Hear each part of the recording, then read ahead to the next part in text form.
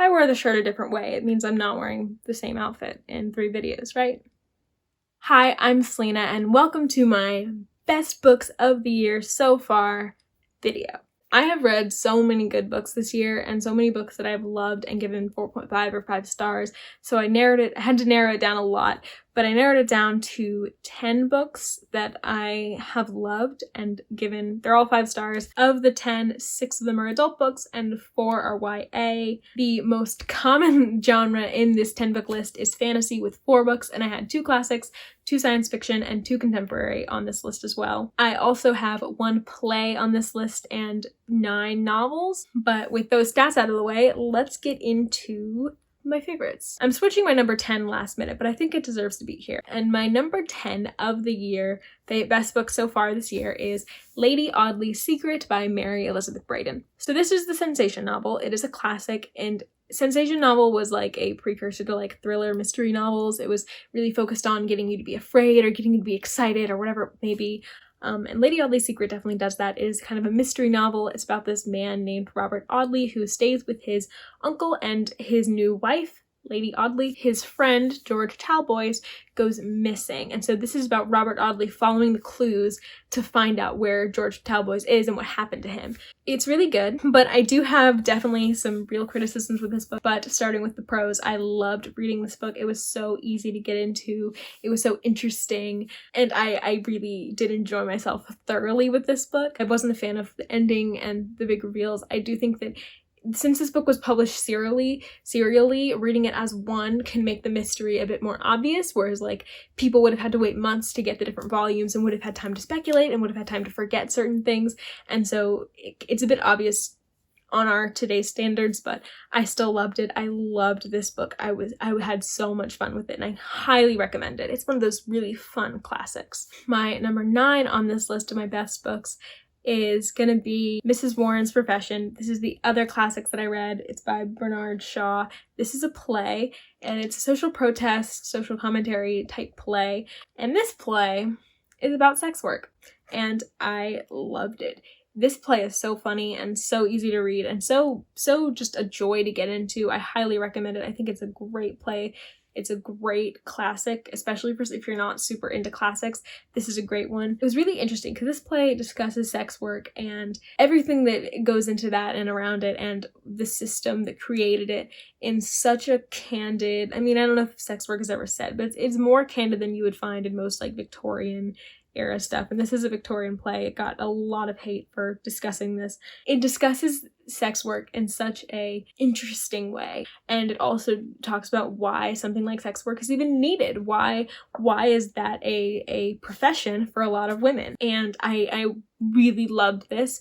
I don't think that any character is innocent or necessarily a good moral character that you're supposed to think is like the moral center of this play. I love how open-ended it is for interpretation. I love how readable it is and how easily it discusses these things and how it will imply discussions as well. It won't feed you everything outright. I love this play.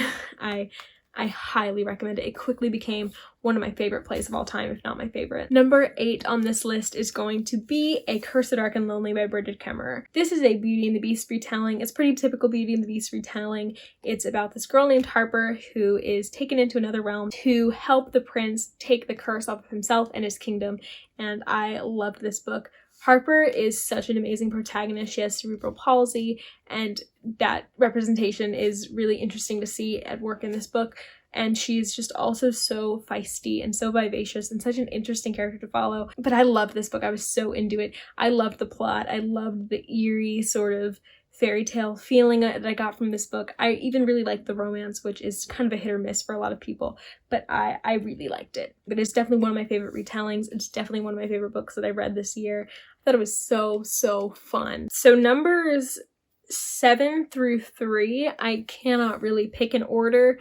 It changes constantly, so these are not really, I'm gonna put them in slots, but these are not really like representative of how I feel about them. I feel equally about all of these really, but just in different ways. The first I'm going to talk about is going to be Cress by Marissa Meyer. This is the third book in the Lunar Chronicles series. I've given both the other books in the Lunar Chronicles 4 stars until I gave this one 5 stars. I love Cress. I love the series. I love our main character. I love the romance in this. I love how fun and engaging these books are, especially this one for me. I love the plot. I will say this series and this book in particular has some pretty major problems I've left in my Goodreads review, specifically about like different portrayals of like ethnicities almost, or like different places.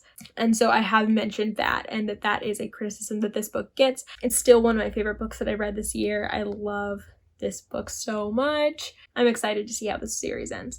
Also, I literally haven't talked about this book yet because I just read it this month, but it's already making its way into a video because I love it. And the next book on this list is going to be Skyward by Brandon Sanderson. I love basically everything about this book. I'm not sure I can name a flaw in this book. Or Spensa, either one. She lives on this planet where the people are constantly under attack by aliens from the outside, and they've developed a very militaristic government where, like, society where they value bravery and condemn cowardice, and Spensa has a coward for a father who fled during a fighter jet battle, and his own team shot him down. And so Spensa also wants to be a pilot, but her way is going to be a lot harder into this world because of her father's cowardice. And you follow her getting into that world, kicking and screaming and fighting her way through it. And I love her so much. She is fierce, she is fun, she is interesting, she is quirky, she's resourceful, she's perfect. I love Spensa so much. I love this plot. I love our characters that we see in this. I love the crew in this book. I love the reveals. I love how beautifully this book comes together. I love everything. The next book I'm going to talk about is A Monster Calls by Patrick Ness. I love this book. It is so sweet and devastating and perfect and beautiful and amazing. Just a few adjectives to describe it. This is about a boy who is coming to some difficult truths with his family and within himself with the help of a monster that comes and visits him every night and basically tries to get him to admit something to himself. And it's beautiful. It has these beautiful illustrations in the book. I don't own the physical book yet, but I love this book so much. It is so devastatingly gorgeous. I highly recommend you listen to the audiobook as well, because Jason Isaacs, he made it just the best experience I could have had listening to it. He made it so emotional that it's like really hard to listen to. Like it feels so intimate and personal that it's just so hard. But I love A Monster Calls. It made me cry. I cried for like the last hour of this 4-hour audiobook. And then technically numbers 3 and 4 I'm going to talk about together because they're the first and second book in a series, and that is the Beartown series by Frederick Bachman. We start off the series with Beartown and we continue it with Us Against You. Beartown is about this town called Beartown, which is a big hockey town, and this town is kind of failing and hockey is the main thing it has going for it, but things start to go from bad to worse when a teen girl is traumatized by a member of the hockey team. I will have trigger warnings in the description, but also major trigger warning for rape in this book. This book is really about patriarchy and systemic differences between boys, the way boys and girls are treated, and the way people are held accountable, and the way people are willing to explain away things in order to be comfortable. It is about a town who is struggling. You see the perspective of a lot of people in this town, not just the girl who is traumatized, and you also are going to see the perspective of the boy who did the traumatizing. You are going to understand every perspective in this town. My only thing is this book I thought was a bit slow in the beginning. I loved every second of this book, even with that. And then the second book I think is even better for me. Personally, I like the second one a bit better because to me, the characters are established at this point. We are still following the same town directly after the events of this first book. And I loved that. I loved seeing new characters. I loved seeing old characters get more of a role in this book. I loved how Bachman furthered this conversation. I loved catching up with our old characters. I thought this was just such a beautiful addition to this series. I love these books. I can't recommend them highly enough, honestly. And then my final 2 books, because I'm talking about them together because they're also the first 2 in a series, my number 2 and number 1 go to The Way of Kings and Words of Radiance by Brandon Sanderson. These are the first two giant books in the Stormlight archive, and this is quickly becoming my new favorite series. The Way of Kings, which is my number 2 pick, my favorite is Words of Radiance. The Way of Kings is about an epic fantasy series taking place on this planet called Roshar. You follow 3 main perspectives on Roshar.